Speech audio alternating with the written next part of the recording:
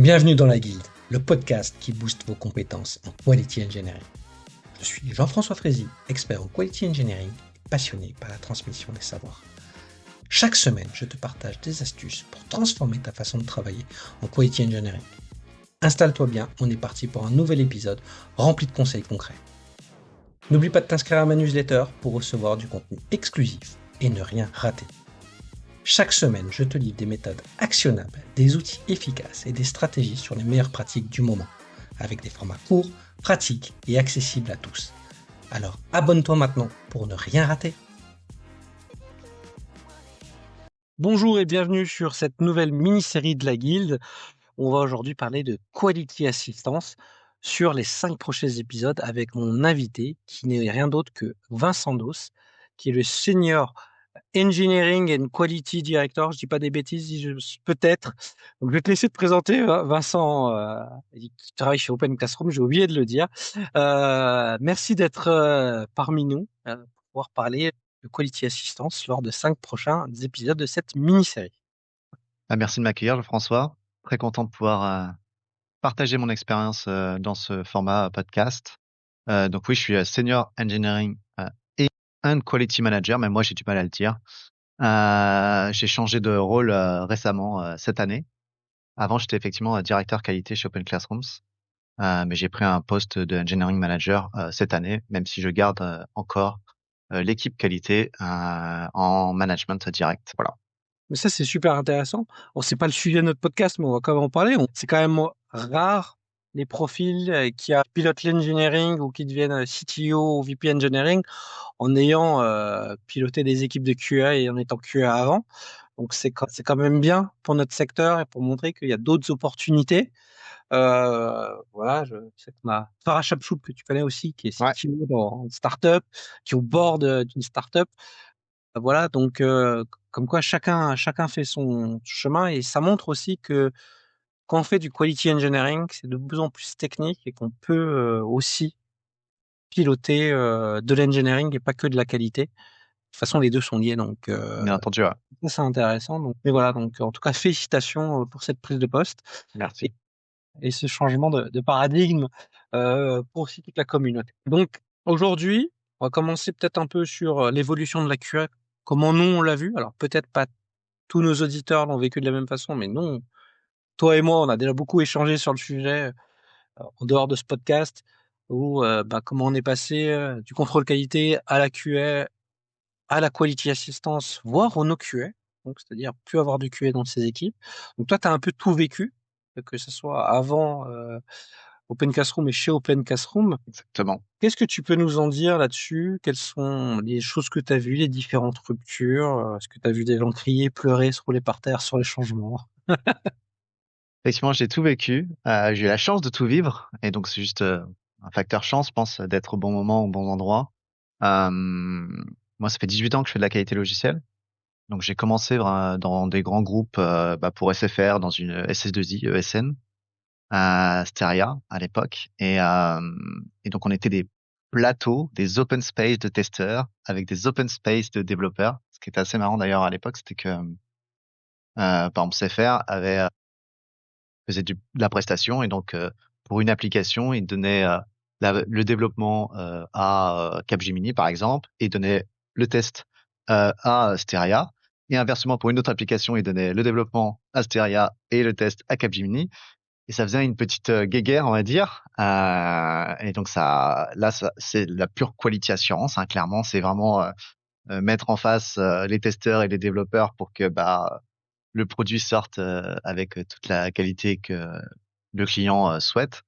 Donc j'ai vécu ces grandes organisations avec des cycles de 3 mois, des semaines à passer sur de la conception, de la priorisation, de la préparation des jeux de données, etc. pour faire des Avec de tests. vrais silos, hein. Des Tendance vrais au stylos. chef de projet à parler aux clients, c'est pas aux C'est testeurs. ça.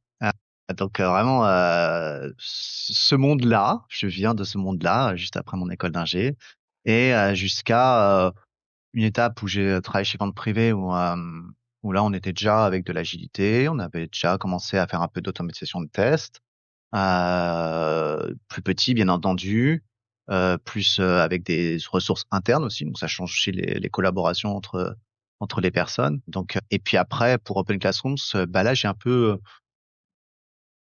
vécu bah, tout le reste. C'est-à-dire que moi quand je suis arrivé chez Open Classrooms il y a 9 ans, je vais fêter mes 9 ans jeudi je crois. Bon Euh, anniversaire.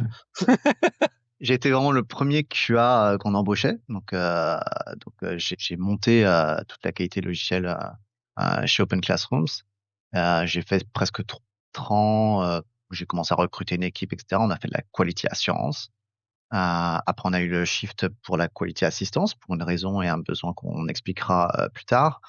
Et maintenant, depuis quelques années, de la no QA. Donc vraiment, j'ai fait toutes ces différentes étapes euh, chez Open Classrooms dernièrement en tout cas. Alors pour ceux qui nous écoutent et qui sont perdus avec certains éléments de langage comme Quality Assistance et NoQA, on va essayer de faire un petit focus avec Vincent pour que vous compreniez ce que c'est. La Quality Assistance, c'est pas juste du rebranding de la Quality Assurance. C'est une démarche qui a été mise en place notamment par Atlassian il y a quelques années, qui est de rendre autonome toute l'équipe produit sur la qualité. Et c'est-à-dire de tendre vers quelque chose où potentiellement on peut arriver à du no QA, c'est-à-dire plus de QA dans les équipes.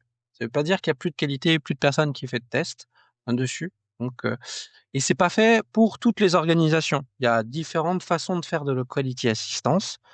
J'ai fait toute une série d'articles où on en parle, où des gens comme Netflix ou comme Atlassian, Mano Mano ou Open Classroom l'ont fait de façon différente. Mais l'objectif est le même, c'est comment les différentes parties prenantes, que ce soit le PO, les devs, les ops, les QA, vont intégrer la qualité et le prendre au plus tôt et de façon le plus efficace et de se dire que la qualité, c'est de l'affaire de tous. Alors souvent, quand je parle avec certains qui ils disent quand la qualité, c'est l'affaire de tous, c'est l'affaire de personne. En fait, c'est une histoire de culture. Ça, Vincent, on t'en reviendra peut-être là-dessus Ouais. quand on te parlera de ce que tu as mis en place, mais c'est vraiment une histoire de culture. C'est-à-dire que si c'est juste une phrase qu'on dit comme ça, qui déresponsabilise tout le monde, bah oui, c'est sûr qu'on va droit dans le mur. Mais si les gens, on leur donne les moyens de comprendre ce que ça veut dire et ce qu'il faut mettre en place et que ça va pas non plus être une catastrophe dans leur activité au quotidien de le mettre en place, quand on a des gens intelligents en face, ça se passe bien en général. Et en Mm. général, la plupart des gens sont assez smart, mis à part quelques irréductibles gaulois qui veulent toujours travailler comme il y a 20 ans.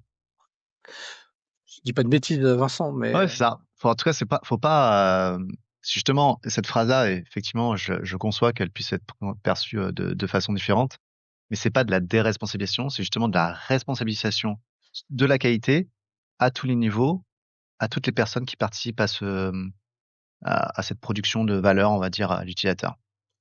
Et c'est de la responsabilisation plus que de la déresponsabilisation. ce qu'il faut voir, c'est qu'aujourd'hui, quand on veut délivrer de la valeur rapidement dans des secteurs à très haute concurrence, il y a deux activités qui sont sur le chemin critique pour aller vite en production. Les ops, qui peuvent mettre beaucoup de contrôle et tout valider, mettre encore des choses à la main, hein. Donc l'arrivée du DevOps, ça réduit ce point de douleur-là. Et la QA, où ils disent, il faut tout tester, tout à chaque fois, et le mettre en place. OK. Mais pas toujours sur les applis critiques qui nécessitent de le faire ça et dire comment le mettre en place. Et en gros, cette philosophie de la quality assistance, c'est passer du gatekeeper, le gardien de la qualité. Donc, on devient le champ de la qualité. Donc, je trouve que le terme qualité assurance nous a mis trop de pression sur les épaules. On dit on doit assurer la qualité, alors que non, au meilleur des cas, on la contrôle. Celui qui assure la qualité, bon, la vérité, c'est le développeur, parce que c'est lui qui met en prod. Et il faut savoir que il va mettre en prod ce qu'il a compris, pas ce qu'on souhaite vraiment mettre en production aussi. Mm. Donc, il y a de ça. Et donc, le but, c'est de passer de ce gatekeeper à un QA enabler. On en parlera avec ses rôles de coach, d'advisor, et de se dire bah, comment on met en place une organisation où tout le monde va mettre de la qualité dans son quotidien pour pouvoir livrer bien en une fois. Voilà. Ce qu'on appelle le first pass yield. Ça fait beaucoup de termes en anglais. Voilà. C'est un indicateur qui dit on arrive à livrer bien du premier coup. Et plus il est élevé, et plus on est dans des critères proches de ce que veut mettre Accelerate. Et de se dire on livre vite, mais on livre aussi très très bien avec un haut niveau de qualité. avec une grande satisfaction des utilisateurs à la fin. Et c'est là, ce qu'il faut savoir, c'est qu'aujourd'hui, on est dans un marché où il faut livrer de la valeur plus rapidement que les concurrents, continuer à grossir, mais aussi à vivre. Parce que si on ne le fait pas, il y a un concurrent qui va le faire certainement d'une façon différente, mieux, avec un angle différent, et qu'on risque de rogner nos parts de marché ou de le mettre en place. Et si notre boîte elle a moins d'activité, elle va réduire ses nombres de QA, de développeurs, et c'est plus difficile. Donc la vérité, c'est que c'est un contexte économique aussi qui fait que de plus en plus de structures qui sont flexibles tendent vers cette organisation-là, mais c'est pas fait pour tout le monde. Aujourd'hui, vous êtes dans une organisation où il y a 15 applications qui communiquent les uns avec les autres. C'est beaucoup plus dur que si tu as juste un back-office et un front-office qui communiquent juste avec des API dessus. Voilà. C'est pas fait pour toutes les organisations et dans tous les contextes, mais il y a quand même des choses à apprendre et à essayer de mettre en place quand même dans chaque organisation. Je sais pas si moi je vois Vincent hocher la tête, mais je considère que tu es d'accord. C'est beau. C'est beau ce que tu dis. Donc, voilà un peu, c'est une introduction à la quality assistance, et le NoQS, c'est en gros la marche ultime, c'est de dire j'ai plus de QA qui font des tests, mais c'est fait autrement. C'est la culture du you build it, you run it, C'est ça. qui permet en fait de responsabiliser les développeurs. Et donc effectivement, tu n'as plus besoin de QA derrière parce qu'en fait, tu as réussi en tant que si tu es dans une marche quality assistance et que tu es QA dans une équipe produit, tu as réussi à responsabiliser en fait le développeur sur la qualité. Vous êtes, il y a un fit complet sur qu'est-ce qu'on s'attend en fait comme qualité et il sait ce qu'il attend, il sait les quality gates qu'il doit remplir. La définition de la qualité est partagée par tous et en fait, grâce à ça, et ben en fait, le QA peut se détacher petit à petit et il y aura toujours du travail parce que la qualité c'est quand même immense, c'est un champ infini de choses à faire, à voir, à observer et il y aura toujours du travail pour tout le monde. Mais en tout cas, tu auras Au réussi. final, c'est pas forcément nos QA en tant que personne, c'est nos testeurs en tant que rôle, ça devient une activité globalement. Et pour ceux qui disent c'est pas possible, je pense que vous êtes beaucoup à utiliser Netflix au quotidien. Ils n'ont pas de QA dans leur équipe. Voilà. C'est un exemple pour vous dire. Et ils sont quand même plusieurs milliers de développeurs. Et ils arrivent à le faire. Et ils ont aussi une architecture logicielle qui le permet. Voilà. Ce que je veux dire, C'est un tout. c'est pas parce que eux ils y arrivent que vous pouvez y arriver. Et ils sont transformés. Ils ont eu cette culture-là à une époque où personne n'utilisait leurs produits. Voilà. C'est aussi ça. Aujourd'hui, je crois qu'ils ont commencé leur transformation.